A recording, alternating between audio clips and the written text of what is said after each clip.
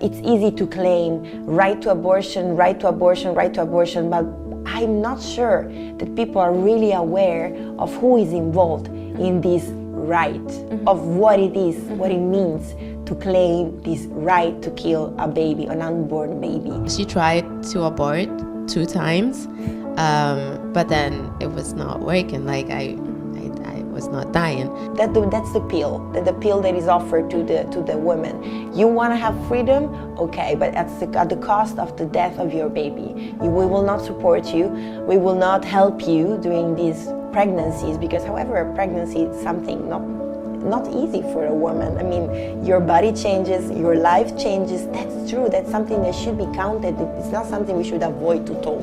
It's something we should start talk more and more and more and more. We're just here to support you, to inform you, and to give you a broader view of your situation. It's a misunderstanding. We are not against nobody. Being pro-life doesn't mean you are against the freedom of a woman. We want to help you.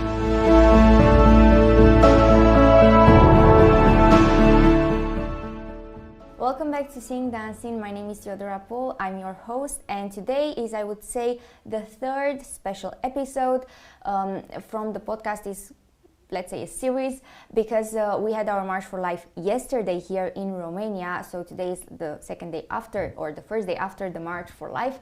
It's the 30th of March 2025. And we had some international guests at the March for Life.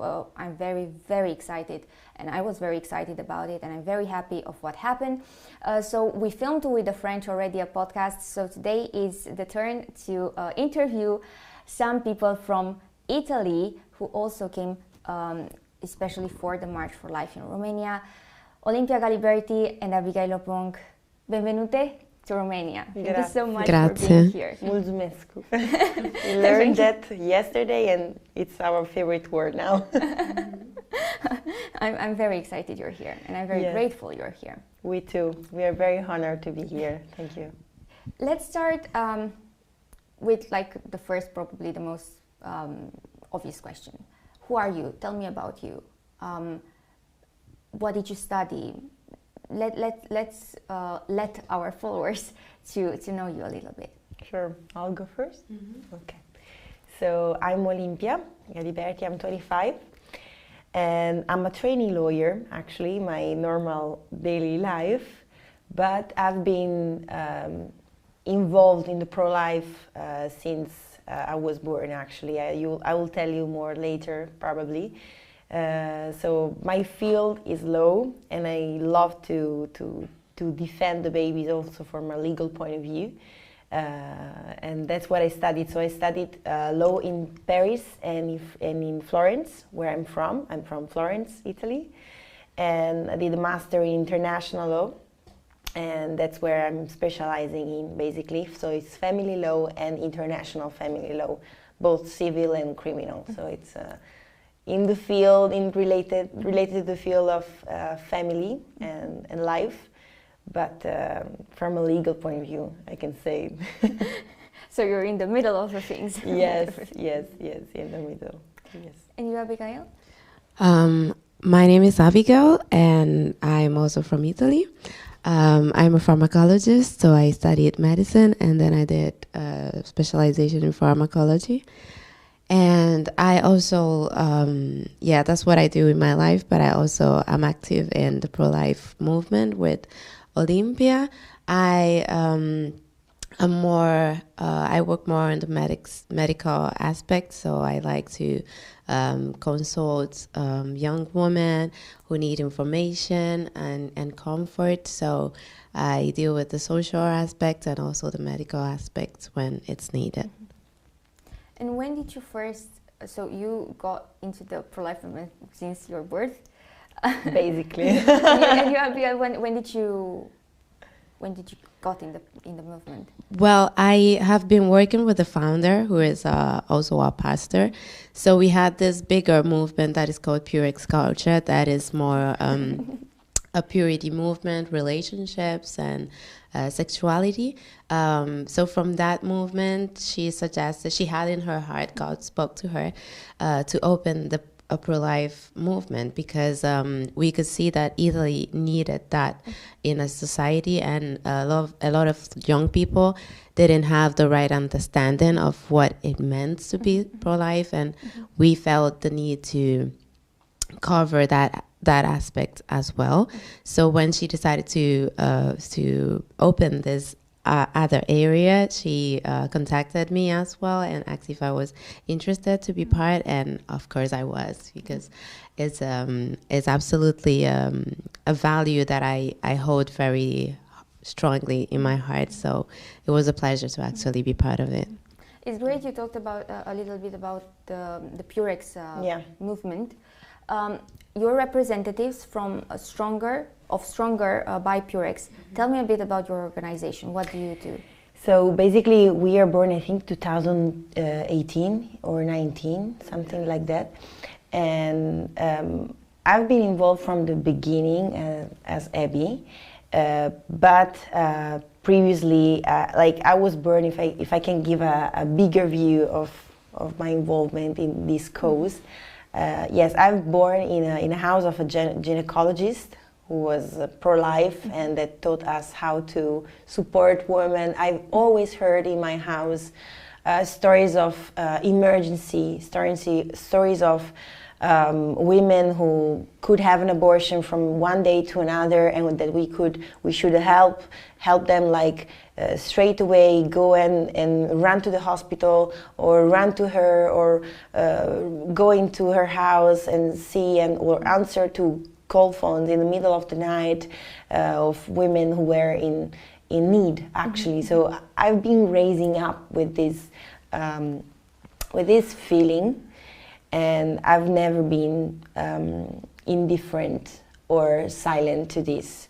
I remember also in my high school when Stronger was not yet born, but Purex was already, and in Italy I just made myself available to make conferences in high school, talking about purity, talking about relationships, and talking about pro-life, talking about the value of a woman and the value of a baby, the same. And Stronger, when this was born, it was something new. Obviously, we are not the only pro-life movement, thanks God, in Italy. But, and maybe we will tell you more about what's the scenario in Italy. But Stronger really is working, especially I can say with minors, but not only with minors. And, you know, when you are like Christian and you have an unexpected pregnancy, it's not easy to ask for help. It's easier to go and make a quick abortion silently. Nobody will know, nobody will listen to you, you won't be ashamed. And we saw, and the pastor who founded this organization saw that there was like kind of a gap in the church between the Christians in this field. So that's why we entered there, and then we decided to open our organization, obviously, to go into the society and speak the truth about abortion and speak the truth about this. So basically, yes, Stronger is, I can say, activism, but on the other way, we have a very strong component of support, of counseling, of praying also for the babies, for the women that need. And we have such stories of miracles, like almost every week, that we could tell. Me probably will tell you. Yeah. And that's how Stronger was born. And Stronger, it means it comes from a verse in the Bible that says, life is stronger than death. So we believe in this. I'm very happy that you're so decidedly pro-life. But tell me, how was it for you? You obviously, you said you were raised in the house of a gynecologist. Who was the gynecologist, the dad or the mom? My father. Your father. And how did you come to realize that abortion, for both of you, abortion, although considered something normal and something as a human right in society, is actually anti-human, and is one of the greatest, probably the greatest violation of the human right to life, and the fact that it hurts women. How do you come to realize that in a world that promotes abortion and says it's good? Me? Go. Go. Okay. Because I think because I studied medicine, for me it has always been clear that a fetus, like, or a zygote, is human. From the moment in which an egg is fecunded, I don't know the English word. It is human because it's crazy to think that if you suppress something earlier enough, before giving it the chance to grow, it's less grown than what it will become when it grows up.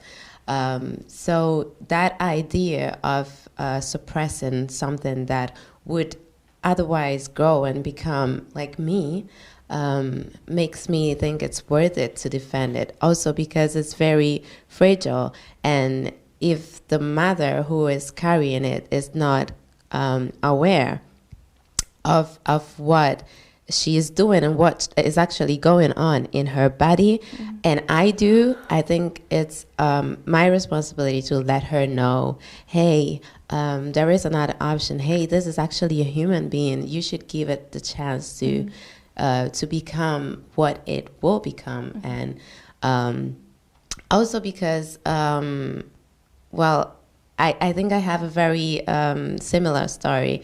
So growing up, I always knew that I was fortunate to have had the chance to live. So if I had the chance to grow up and to become who I am today, it's because my mom chose, or God gave me the chance to just stay alive and be who I am. So it has always been clear in my mind that human beings are initially cells, and then they grow to become humans, and we should just give the chance to those cells to evolve and to grow.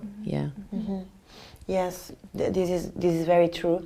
And I also think that abortion is the biggest deception of the 19th century and of nowadays, the biggest.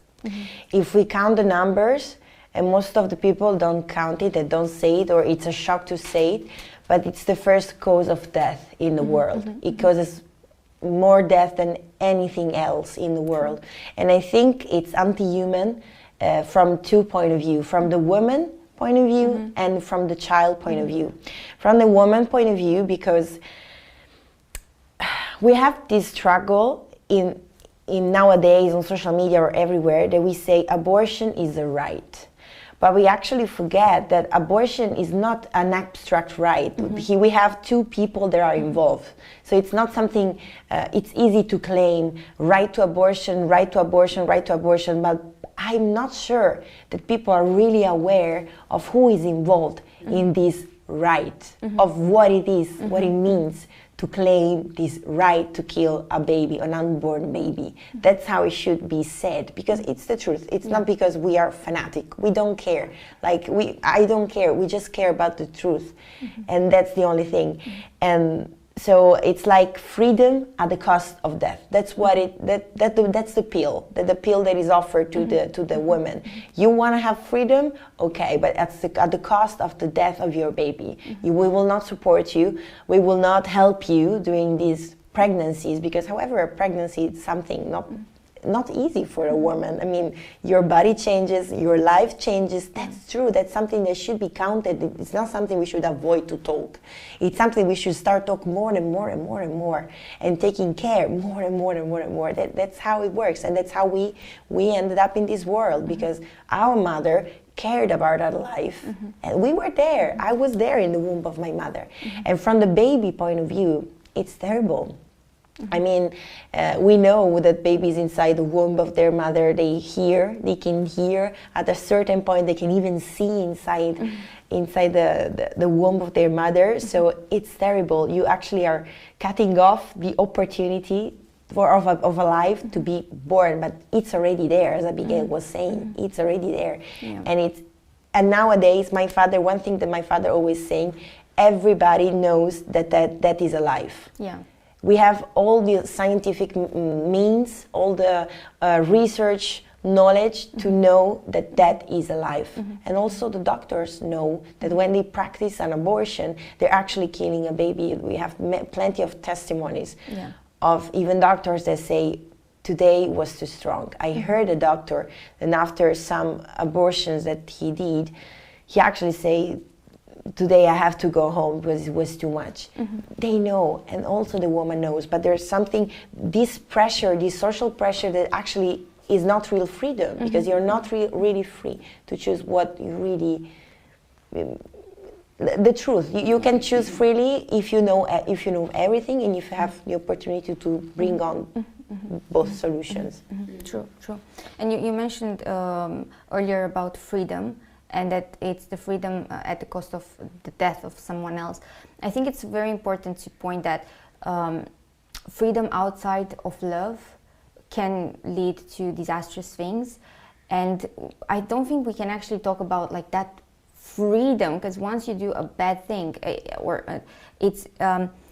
it's something that chains you there. For a woman going through an abortion, I think she isn't free in that sense that society perceives it. She's actually chained to that regret for later in life if she doesn't regret it at that moment.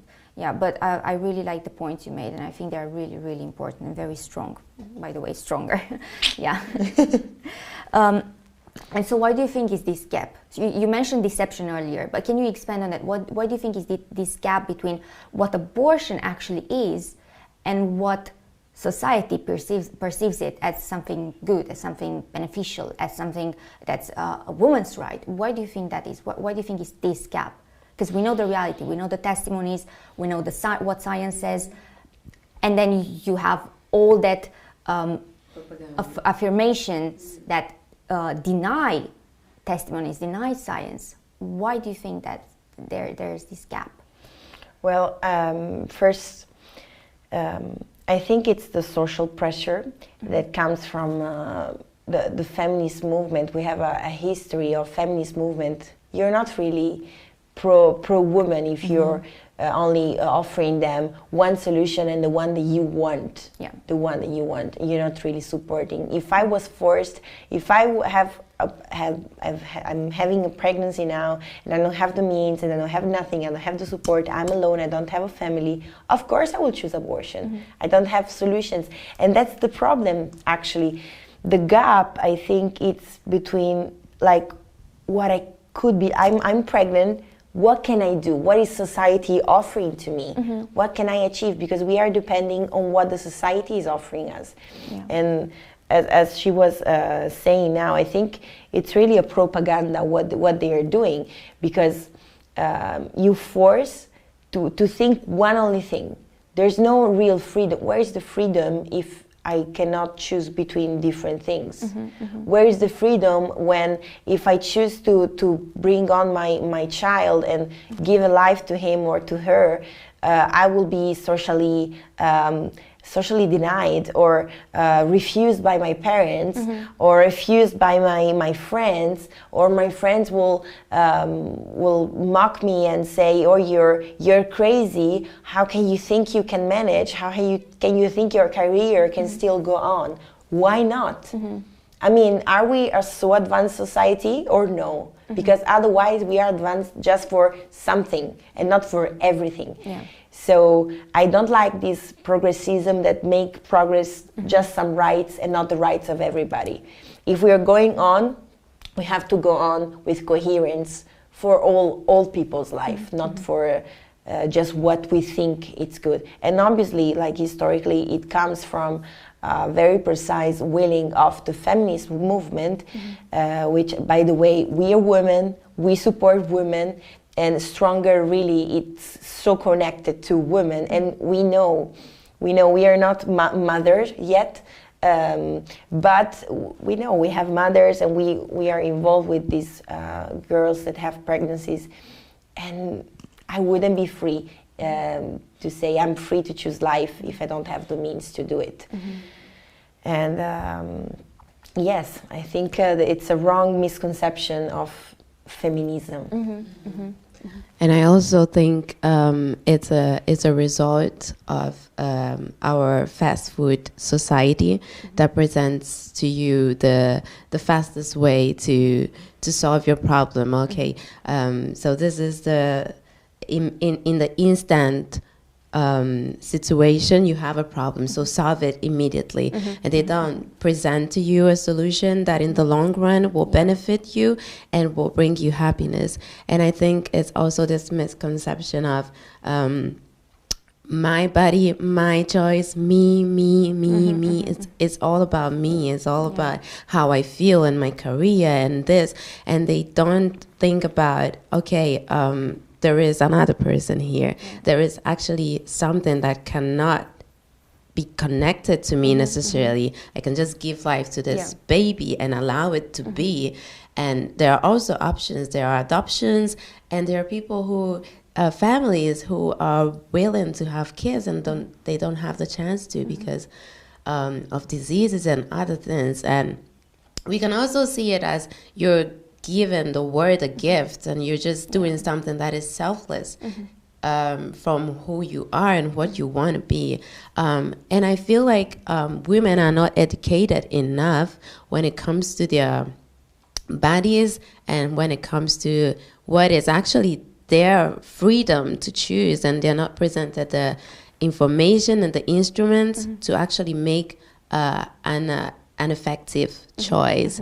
Also, there is the emotional part that is so important, and we deal with women who, kids or like young girls who go through abortion and then they feel exhausted and they take the trauma along for so long, and nobody tells them about it. Nobody tells them. It's just they're going to be affected mentally and emotionally. So I think it's really ignorance and the fact that society chooses to present just one solution and make it look like that's the only option that you have to be happy and to be free. And I think it's very important. It's like it's very dangerous. It's very dangerous because we are promoting more and more also with social media, with isolation of the people. Abortion is isolation. It's individualism. And it's not the society we want. It's like the greatest revolutions, the greatest things that have been done is because we wanted to do the good for the other. You will not promote the good if it's just for myself. It's not how it works. It's not the right rule. I think that's very important about individualism. Is an idea that just popped up right now in my head. It's not about being free. It's about being alone. Both of you mentioned that you had some personal stories, right? Since you were like very little, before probably you were born. Why don't you share this with us? You go. Okay. You want personal stories about like abortion, something good, something that happened? Because there are so many. You basically, you both said, so you definitely, before this interview, you told me that you had a personal testimony, which I really wanted to say. And you said something that since you were like very little, or since you were a baby, something happened. Am I wrong, or do you have a testimony regarding that? The experience that you had in the house of a gynecologist. Yes. Well, there are a lot. And it's connected to the work of my father, basically, because it's so. Just to explain you, in Italy, a doctor, gynecologist cannot practice abortion. It's still free. In France, maybe our French friends will already. I already told you. In Italy, you can become a gynecologist, but you can choose not to practice abortion. It means that if you have a woman that comes to you, I don't know how it is here in Romania, she comes to you, if you don't want to practice abortion, you will lead this woman to another doctor. Okay, it means her right is respected, her will, obviously. And my father, I remember like once we had this woman that was with drugs. She has addiction with drugs, alone, third pregnancy, and she was living in a social center. And this woman came to my father and she said, I don't know what to do because I don't have the means. I don't know even how to support my child from a psychological point of view because I'm not able, of course. So her family was an adult woman. Her family wanted her to keep it.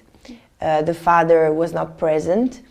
And what we did is to offer her a place to stay where she could have a house, she could have the money to keep her baby.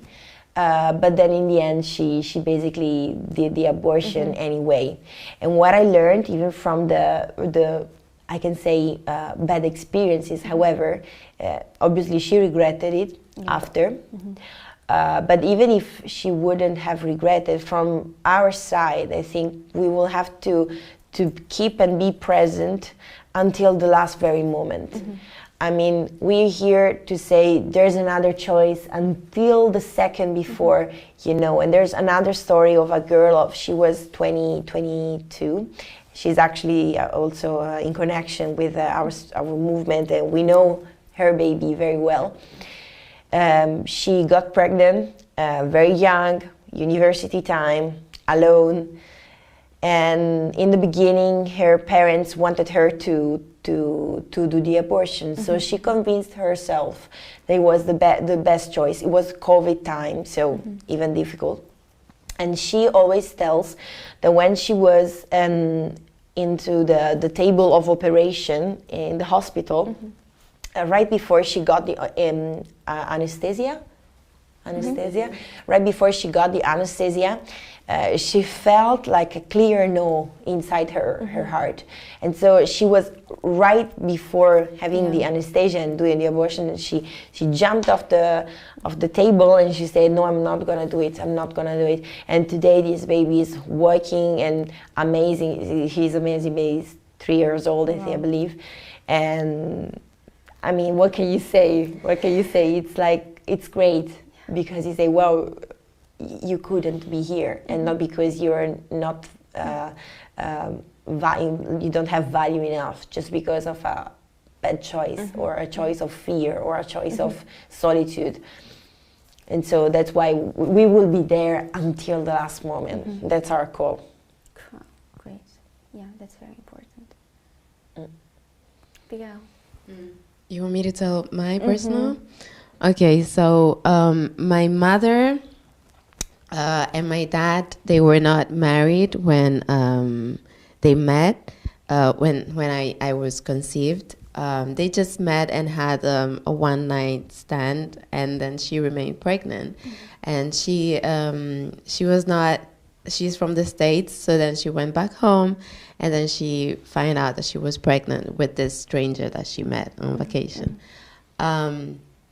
So she tried to abort 2 times, but then it was not working. Like I was not dying.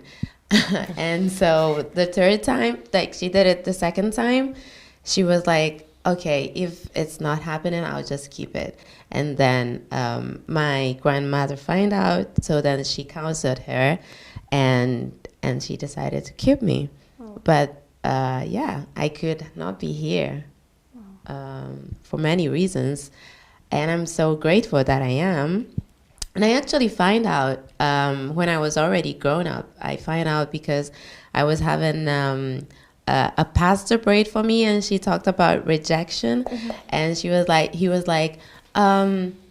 you are wanted, you know. Why do you not feel wanted? It's because something happened in your womb. Ask your mother. So then I went home, I called my mom, and I was like, what happened? What did you do? And then she started crying, and then she was like, oh, this happened. I actually tried to abort you 2 times. And so that probably is the wound that you carry along that makes you feel like unwanted sometimes. So yeah. At what age did you find out? How old were you? 28. 28? Yeah. 28. And how did you feel after that? I felt like it made sense because growing up, I always try to be accepted, try to do things to earn affection, to earn attention, to earn things. I always wanted to, okay, you love me, but why do you love me? Let me do something for you to love me more, you know? I always try to earn love. Yeah. And growing up, I realized that was happening. Like, it was something that would happen in my heart and in my mind. And I never understood it because nothing really happened in my life for me to feel rejected or something like that. And I always thought it was probably because I met my father when I was younger. So I always connected it to that. I never thought it was actually connected to my mother. So when I find out, I was like, oh, so now it makes sense. And I had the chance to actually work it out with her and with the Lord and heal from that. Yeah. So I think there is a lot of things that happen in the womb to children that that when they grow up, they actually need to know and work on, because wounds are created and hurt is made, and that also determines your character and how you perform as an adult. True. Life begins in the womb, not at birth, and since the absolutely womb, the life is influenced. What message would you give to, would you share with the children who find, or they find out that their parents almost aborted them? Okay. So abortion survivors, because you're an abortion survivor. Yeah. What message would you have? I would say, well, you are wanted, first of all, because that is one thing that if you went through that, you always feel like you are not in your place. You always feel like, okay, why am I here? You live your life trying to find your place, and you don't even know why. Yeah. So what I would say is you're wanted, because the fact that you survived that means that the Lord, something greater, wanted you here. And you have so much to contribute to the word, and you have so much to give. The word needs you. They need what you have, who you are, and you're a blessing, because a lot of people didn't make it, but you did. And what you can also do is to actually fight for the right of people like you, unborn babies who needs to be here, whose voice needs to be heard, and whose contribute to the word is necessary. And I feel like if you're an abortion survivor, you don't have to feel the weight of representing us, but you could be of help. So it's not a weight, but it's a responsibility, really, that we should all have as part of it. Yeah. Thank you for sharing. Thank you for sharing. Tell me now a little about, we'll change a little the direction of the discussion. Tell me about abortion in Italy. What is the situation there? It's not really good. So they basically now, there's a little bit of misconception now. It's 2025, and internationally they think that now it's banned, but it's not banned. We cannot have the pregnancy with surrogacy, but abortion has the same law basically as the other European countries. So you can have abortion up until the 19th day of pregnancy, and then just for risk of mental or health issues of the mother. And what? 90 days. 90 days. It's called 90 days. And 19. No, 90. Yeah. 90 days. Okay. And well, it's not good. I mean, one of the things, so the law, it's equal as the other European countries. One of the things that most frightened me, and it's really scary to me, is that in the last years, and maybe I'm not talking just about Italy, but I'm now focusing on Italy, the age to which girls have access to abortion is going down. Basically, if you have 18 years old, you can do it without permission of your parents. And from 14 years old, so when you're a minor, you need to have a permission from your parents.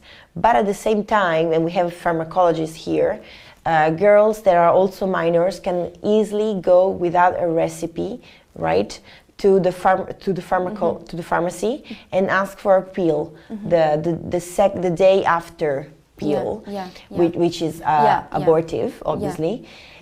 And yes, could be aborted, like it's 90%. If you're pregnant, obviously, if you're pregnant, it will be abortive.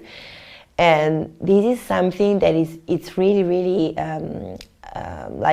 scaring me, at the same time worrying me, because you are young, you are a teenager, and you know it's our debate of before. The more isolated you are, the more young you are, the more you can do the abortion by yourself, where nobody can cares you, where nobody can take care of you, where the state it does not care. The state is not. This is not care of the woman. This is not a right of the woman. This is like, okay, you have this problem, you have a baby problem, I will get you a pill, and then you'll take care of the rest by yourself. Even if you're a minor, if you have 14 years old, we must have in some cases a judge decision in Italy. Okay, when you're a minor, but with these pills, it's easy. And it's not good. Like it's very, very worrying. I think this is the situation. And you were asking in the beginning, will it get better in the future? I don't think so, to be honest. I don't think so. And also for Romania, I heard some news. Maybe abortion is not one of the topics there is in the center of the social debate in this moment, but it will come a day in which abortion will be very, very central topic also here in Romania, and we will need people that are ready to speak up. We will need people that knows how to help and that knows how to resist also here in Romania. So, what do you think caused this transformation in society?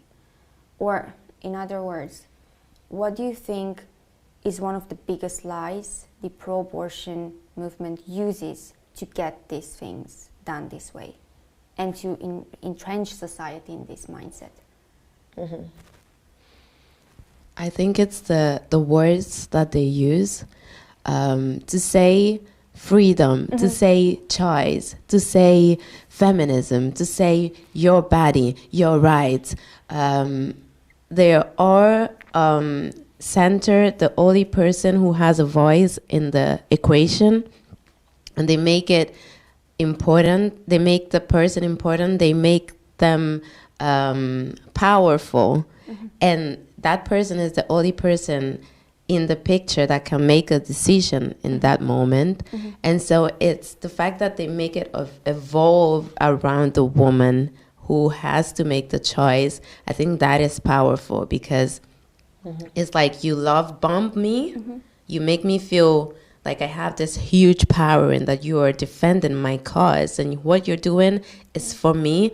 Of course I will listen to you and I'll think you are for me. But it really is a lie, is a deceived, because they just tell you a picture, a part of the picture. They don't show you the whole picture. And so I think that is so tricky, and women just fall into that trap, because it's like, hey, I'm here for you, I'm fighting for you, it's your right, it's your body, choose you, choose your work, choose your body.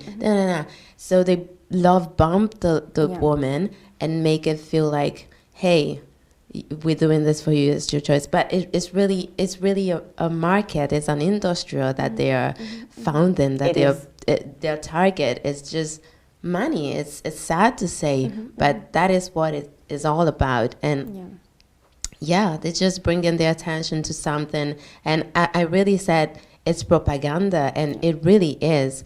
When somebody does propaganda, they use specific words and they use specific images that will capture your attention and make you fall for what they are trying to sell you.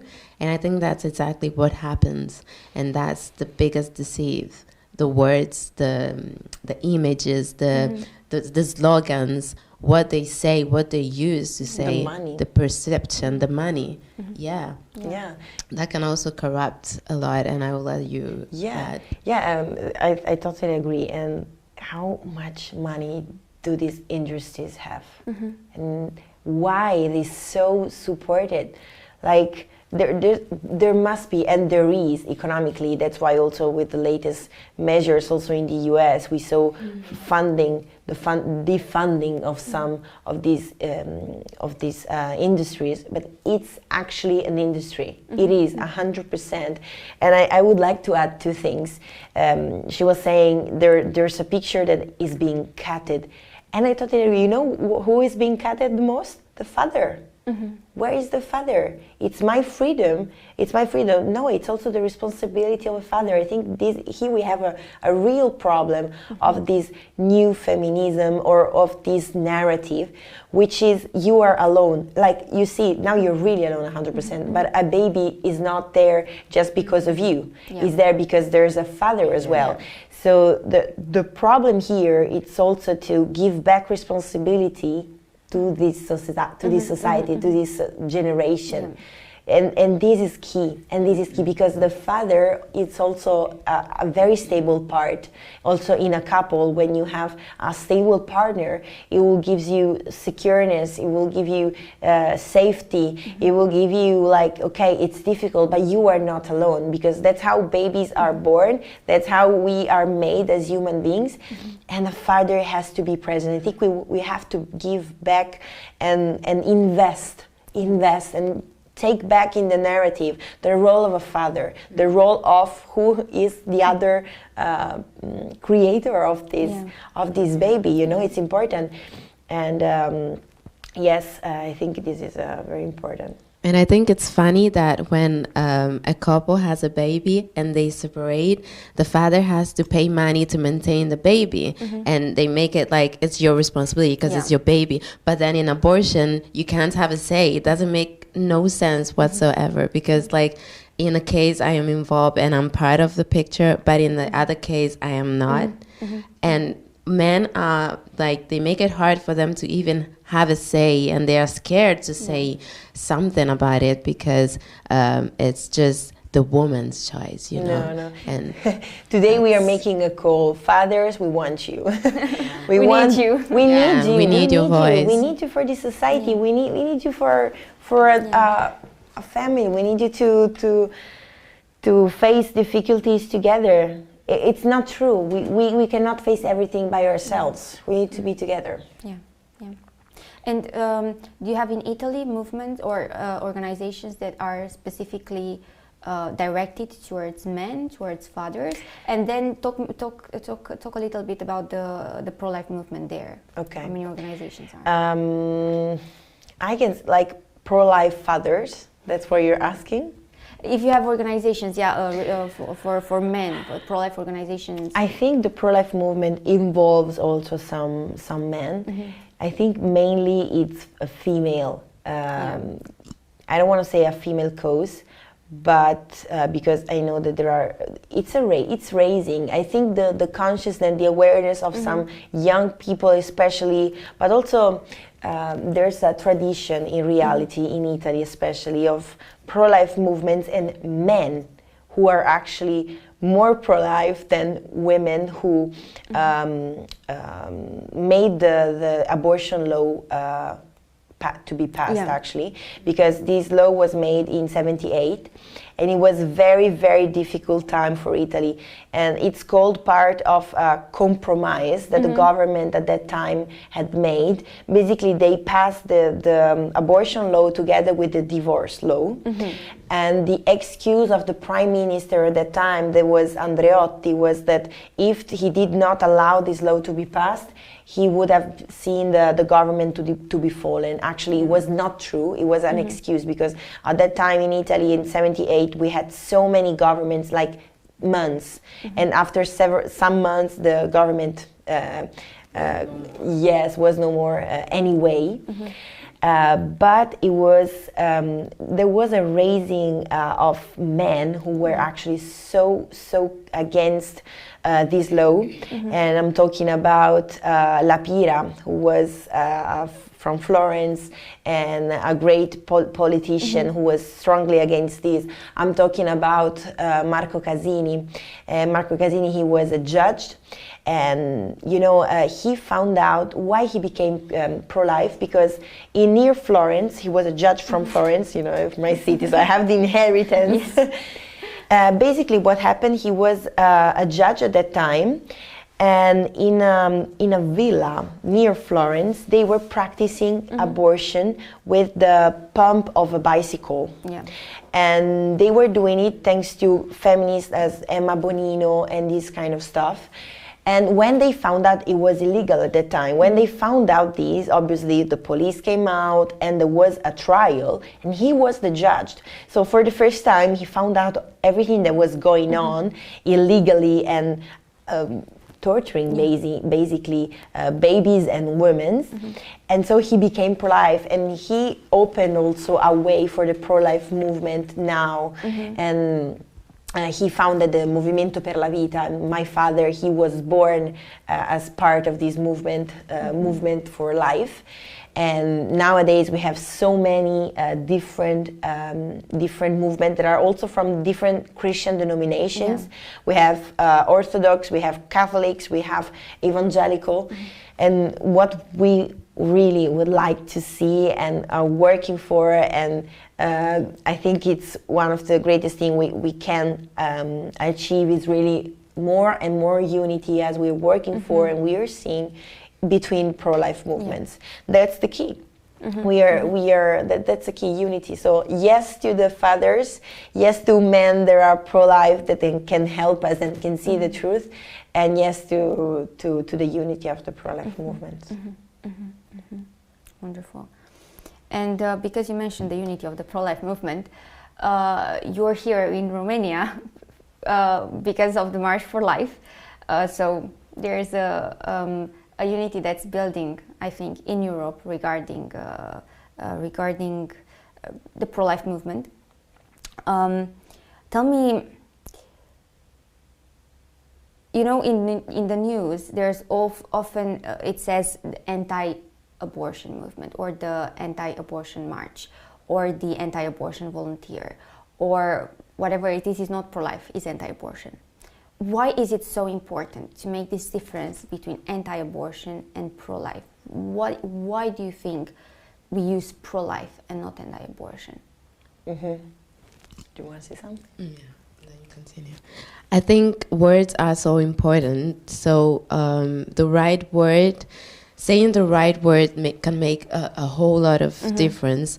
So when you say pro-life, you're putting your focus on the baby, on the life that is actually the main character, because we're talking about is their conception, is their growth, is their birth. So they are the main character, if we want to be honest. To say anti-abortion is like you're anti-abortion is like you're against, you're contrary to someone, to the fact of to a choice that the woman has. So it's like given a negative connotation to what is actually a positive cause. So I think that per se is super important. And also I think the pro-life movement is not against anybody's choice. We're not here to say you don't have any choice to choose what to do with your pregnancy. We are here to say we love you, we care about you. They're not saying the whole truth. This is the whole truth. It's a misunderstanding. We are not against nobody. It's not, being pro-life doesn't mean you are against the freedom of a woman. We want to help you. We want to help you. And to be honest, it's very wrong, the narrative that it's proposed on media and on social media. We are one against another. It's not truth. Actually, it's not pro-abortion and anti-abortion, but it's pro-life, which is different. It's like the third way. Yeah. It's like the way in which you have freedom, the way in which every human being that is involved in the abortion is taken care of, is considered. That is the part. Yeah. And I strongly believe that through knowledge, through awareness, comes real freedom. So obviously we are not to forcing anybody, but we are here to promote another narrative and another society where life is the first choice. As we interviewed someone yesterday at the March for Life. I'm here, he said, I'm pro-life because I think that life must be the first choice, and we are here for that. Life must be the first choice every time, always. Yeah. You said something very important, that in the pro-life movement we care about both, and we want to be caring. To offer care to both the mother and the child, because we're not just pro the life of the baby, we're pro the life of the mother, but we just put the baby equal to the mother, whether the rest put the mother above the baby, which I think is wrong, but because you cannot build the good for the mother unless you do good for the child. These things go hand in hand, and obviously you cannot do good for the child unless you do good for the mother, because the child is in the mother's womb, so exactly. You can do.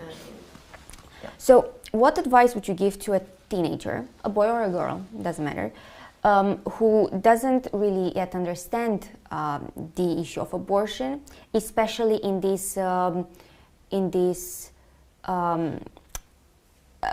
probably set where the opinions are so divided? You mean to be pro-life, or choose? In order to understand the pro-life view. I would say, I know it's not easy, but as I really experienced and also during my teenager age, I think they have to train. I think we have to train to be coaches, as I said yesterday. This generation needs people that speak up and needs people that are bold. I think there is a sense of fear, in exposing yourself, because the strongest voice, they are not by numbers the strongest. Yeah. In reality, there's a silent minority that is actually very pro the life of the woman and the child. It's a silent minority. So I think here there's a gap. We, as young people, we have a stronger voice. It's like this. We are more heard than others. And that's where we can find the courage and the bold. It's like, if not me, who? In the Bible, it's written in a verse, send me. Send me, here I am, send me. So I think if we feel this passion, if we feel this struggle, if we feel the hurt also and the pain inside ourselves, that's the fire, that's the small fire we have to cultivate. And I know also something that stops us and stop maybe teenager is like, I don't know enough, or I'm not yet ready, or I'm not bold enough as that people that is able to speak. I'm not bold enough to speak English. It's not my mother tongue English. Or I'm not bold enough, I don't know enough. I will be cursed, I will be persecuted. Start from where you are. Start from talking with a friend of yours. Start from talking in your family. Start from reading. Start from watching videos. Start from something that you feel that is the most near to your talent, to your goal, but start. Do something. If you want. I think obviously we have social media today are the best mean to use to promote these. Just to say the truth, somebody has to do it, and if we will not do it, we have to remember one thing. The truth and every idea goes on and on and on in history thanks to people and thanks to generations that take the legacy from the previous generation and bring it on as a torch. If we are not doing it, if there's a generation that will not do it, the idea will fall. It will be much difficult to then retake the life. So if we care, if we care about this, we have to do it. We have to do it in whatever way. And you are adequate. We are adequate to do it in whatever way we have. Yeah. Really. It's a start. And we will see how it's easy after. What do you think is the most misunderstood aspect of the pro-life movement? Okay. I think first that it's all a bunch of religious people that would like to go back to the Middle Age and close the women in prisons if they do the abortion. That's the biggest misconception. And it's a misconception. Why it's a misconception? Because of everything we already explained. By the way, probably in the Middle Ages they had more freedom that we have nowadays. So I don't know how the Middle Ages it's so bad. It was not so bad just because it's historically or because of this propaganda again. And well, it's not true. We are people of the 2025. We are people that are born like you in this century, advanced, civilized, as you can see. But also, it's not. I think the pro-life movement. It's not a religious cause. It's human rights, fundamental human rights cause. I'm about to become a lawyer, and when you see an injustice in some way, you will do whatever you can to avoid it. And we see an injustice there. So if we are for the social justice for everybody, we have to be also like advocating for the life of a baby that cannot obviously talk, but is there. Like we already said, scientifically is there. We have all the means to know it. So it's not true. We're normal people, obviously, but because of probably our personal history, because we studied, because we tried to see the bigger picture, we know the bigger picture, and we just want to say it. We just want to talk about it. We just want to promote it, because life is amazing. I mean, it's the biggest gift we have that we can give to another person, that we can give to a people, that we can give to a country, that we can give to animals, to plants. So why not? It's impossible to think, right? To somebody that is here, it's not yet here, but is here and it's alive. Just like an animal that is inside the womb of an animal, right? Oh, nice, the small puppy inside the womb of the dog. Yes, it's life, just like us. It's the same, right? True, very true. Now, what message would you have to teenagers, again, boys or girls, doesn't really matter, who are pro-life? They are thinking about doing volunteering, but they're afraid of the negative reactions they may receive. I would say if you don't have a cause to leave, find one to die for. And I think this is a cause that is worth your life, because like the Bible says, a friend is the one who would give their life for his friends.